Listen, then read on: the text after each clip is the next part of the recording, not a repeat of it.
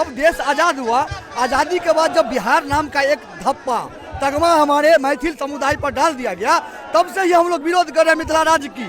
ये बात बहुत लोगों को नहीं पता है। दूसरी बात कि मिथिला पहले देश हुआ करता था, तो हम तो राज्य की मांग कर रहे हैं। साजिश के तहत हमें लगातार बांटा गया। पहले आधा हिस्सा नेपाल को दे दिया गया, फिर कुछ हिस्सा झारखंड को दे दिया गया। वो सभी मिलों को बंद कर दिया गया साजिश के तहत कि मिथिला के उत्तर बिहार को लेबर जोन बनाया जाए।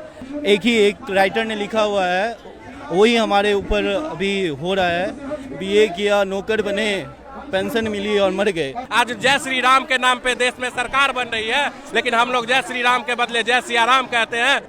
हम नहीं, हिमालय और गंगा बांट के रखी है मिथिला को। हिमंग से गंग के बीच की जो भूमि है वो मिथिला है।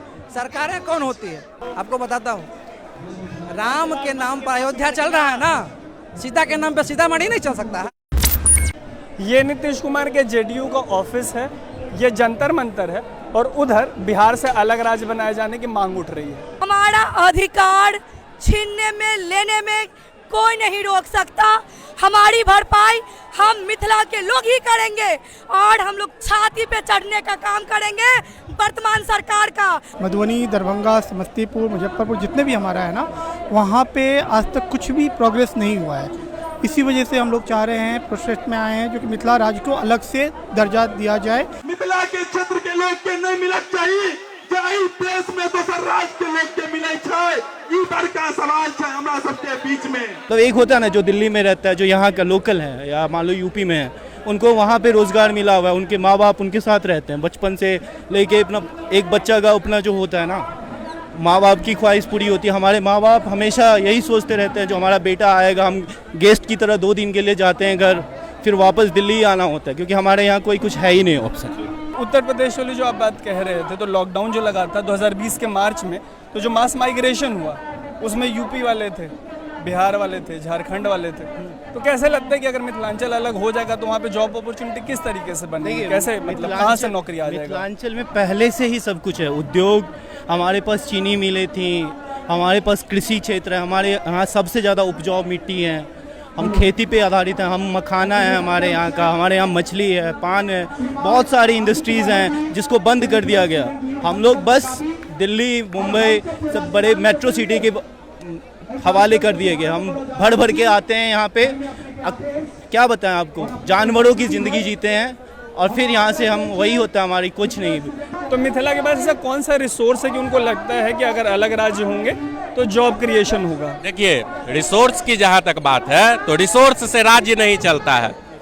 आपका अभी हमारा जो तुरंत राज्य अलग हुआ है तेलंगाना, उनके पास क्या रिसोर्स था? कुछ नहीं था। लेकिन मैं तेलंगाना की बात नहीं करूंगा, मैं मिथिला की बात करूंगा। हमारे पास पानी है, हम बिजली उत्पादन कर सकते हैं। हम किसानों को, मिथिला में पहले मिथिला का चीनी एक्सपोर्ट होता था विदेशों में, विश्व में सबसे अच्छा रैयाम चीनी मिल, सकड़ी चीनी मिल का चीनी होता था। लेकिन आज की परिस्थिति क्या है? आज की परिस्थिति ये है कि हम अन्य जगहों पर चीनी मिलों पर काम करने को तैयार है। आज जय श्री राम के नाम पे देश में सरकार बन रही है, लेकिन हम लोग जय श्री राम के बदले जय सिया राम कहते हैं। भगवान राम भी तब मर्यादा पुरुषोत्तम राम हुए जब उनका विवाह माता सीता के साथ हुआ। हर एक साल बिहार में बाढ़ आता है, लेकिन वो जू सफारी और पुल ब्रिज बनाते हैं मगध में, तो ये नहीं चलेगा। नीतीश कुमार का जो दोहरा नीति है, हमें उसको खत्म करना। बिहार 2-3 हिस्सों में अभी मतलब एक तरीके से डिवाइड कर सकते हैं, भोजपुर, मगध और मिथिलांचल, है ना, मोटा मोटी यही डिवीजन हो सकता है। तो अगर मिथिला अलग हो जाए, क्या बदल जाएगा? सबसे पहले तो ये बताइए। सबसे पहले तो ये सिस्टम बदल जाएगा। मगध का जो सिस्टम है पटना में, मिथिला की समस्याएं अलग है, मगध की समस्याएं अलग है, भोजपुर की समस्याएं अलग है, लेकिन जो नीतियां बनती है पटना में, वो हमेशा मगध को लेकर नीतियां बनती है।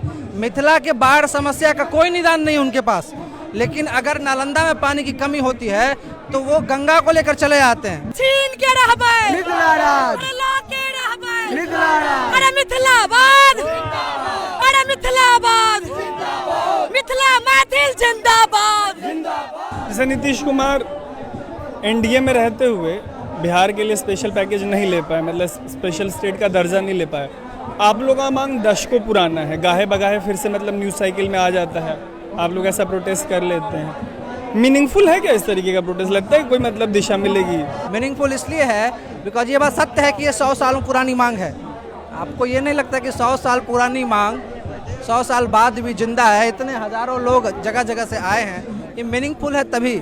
मिथिला राज्य बनना तय है, एक जनाधार तैयार किया जाएगा मिथिला राज्य का, और उसके आधार पर हम अगला चुनाव जो हो रहा है उसको इफेक्ट करने जा रहे हैं। हमारे लोग मिथिला राज्य के मुद्दे पर चुनाव लड़ने जा रहे हैं, और उसके बाद मिथिला राज्य उससे पहले बन जाएगा। जैसे बिहार में 38 जिला है अभी, है ना, तो मोटे मोटे कितने ज़िले हैं जो कि मतलब मिथिला का हिस्सा बनने की जिनकी पॉसिबिलिटी। दूसरा कहते कुछ हिस्से नेपाल में भी चले गए, तो उन पे भी दावेदारी है। हमारा मांग है 20+ जिला, इसमें केंद्र सरकार के हाथ में ये चीज़ें होती है। केंद्र सरकार अपने आधार पर सर्वे करवाए कि कितना जिला जो है वो मिथिला के अंतर्गत ऐतिहासिक रूप से रहा है, और वो हम लोग उस पर काम करेंगे। तो जो नेपाल वाले हिस्से में मैथिली लोग हैं उनके लिए क्या समाधान होगा? हम ये चाहते हैं कि यहाँ भी मिथिला राज्य हो, और वहाँ भी उन्होंने जो मधेश नाम रखा है वहाँ पे भी एक मिथिला नाम का राज्य हो।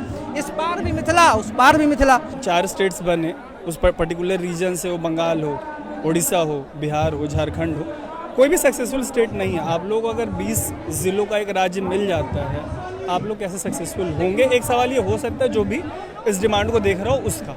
देखिए, पहली बात तो ये कि मैं ये नहीं मानता कि ये जो स्टेट्स हैं वो सक्सेसफुल नहीं हुए हैं। छत्तीसगढ़ एक बहुत सक्सेसफुल स्टेट है, झारखंड एक बहुत सक्सेसफुल स्टेट है। माइग्रेशन तो वहाँ से भी, मास माइग्रेशन वहाँ से भी। बिहार की रिस्पेक्ट में कह रहा हूँ, राज्य बनने के बाद यहाँ से बेहतर स्थिति वहाँ के लोगों की है, ये बात मैं मानता हूँ। दूसरी बात, मिथिला राज्य बनेगा, आप उत्तराखंड को देख लीजिए, पहले का उत्तराखंड और आज के उत्तराखंड में कितना अंतर है। उनके पास टूरिज्म में फिर हमारे यहाँ टूरिज्म नहीं है क्या? आपको बताता हूँ, राम के नाम पर अयोध्या चल रहा है ना, सीता के नाम पे सीतामढ़ी नहीं चल सकता है। उस नेताओं का जो चेहरा है वो तो यही लोगों का रह जाएगा ना, और पॉलिटिकल पार्टियां यही रह जाएंगी। इस आंदोलन से नेता पैदा नहीं होगा, इस आंदोलन से नेता पैदा नहीं होगा, ये लोग लीड करेंगे।